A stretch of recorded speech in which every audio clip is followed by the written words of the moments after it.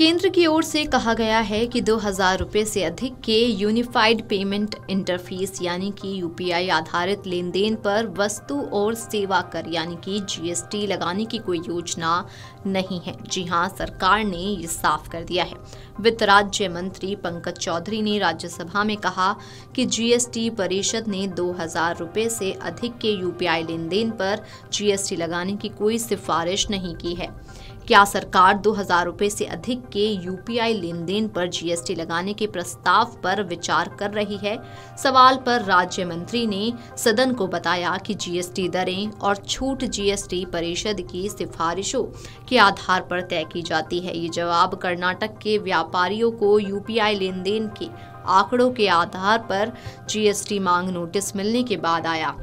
केंद्रीय खाद्य, सार्वजनिक वितरण और उपभोक्ता मामलों के मंत्री प्रहलाद जोशी ने भी पिछले हफ्ते कहा था कि कर्नाटक में छोटे व्यापारियों को जारी किए गए जीएसटी नोटिस राज्य सरकार की ओर से हैं, केंद्र सरकार की ओर से नहीं।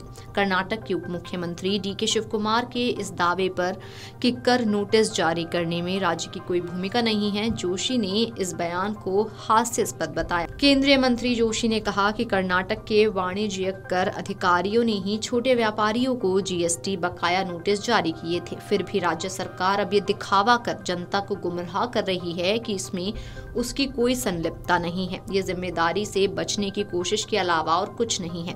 केंद्रीय मंत्री जोशी ने सवाल किया, अगर जीएसटी नोटिस केंद्र सरकार द्वारा जारी किए गए होते तो कई अन्य राज्यों के व्यापारियों को भी मिल गए होते, लेकिन ऐसा कहीं और नहीं हुआ। ये नोटिस केवल कर्नाटक में ही क्यों भेजे जा रहे हैं?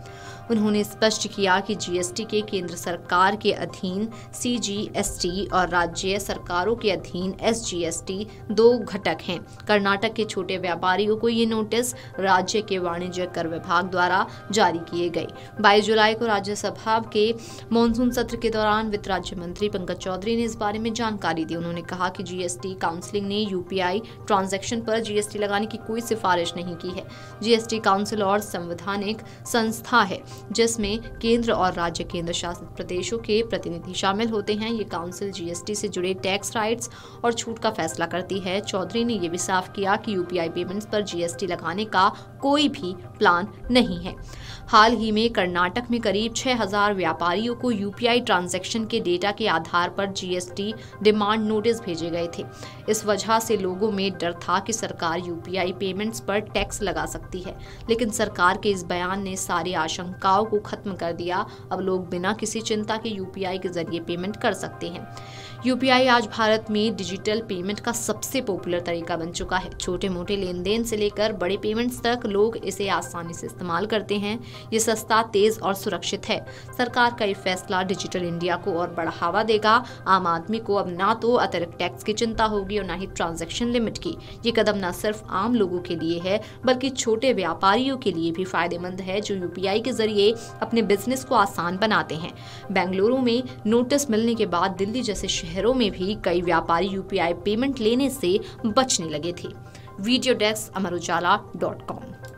अगर आप ये वीडियो YouTube पर देख रहे हैं तो हमारे चैनल को सब्सक्राइब कर बेल आइकन दबाएं और Facebook पर देख रहे हैं तो हमारे पेज को लाइक करें।